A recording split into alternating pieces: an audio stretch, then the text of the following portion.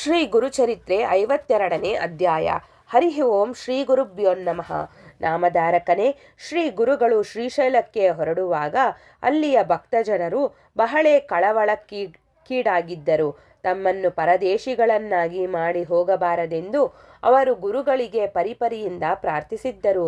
ಗುರುಗಳು ಅವರೆಲ್ಲರಿಗೂ ಲೋಕದ ಕಣ್ಣಿಗೆ ನಾವು ಶ್ರೀಶೈಲ ಯಾತ್ರೆಗೆ ಹೋಗುತ್ತಿರುವಂತೆ ಕಂಡರೂ ಈ ಗಾಣಗಾಪುರದಲ್ಲಿ ನಾವು ಶಾಶ್ವತವಾಗಿ ನೆಲೆಗೊಂಡಿರುತ್ತೇವೆಂದು ನುಡಿದು ಅವರನ್ನೆಲ್ಲ ಸಮಾಧಾನಗೊಳಿಸಿದ್ದ ವಿಷಯವನ್ನಂತೂ ನಿನಗೆ ಈ ಮೊದಲೇ ತಿಳಿಸಲಾಗಿದೆ.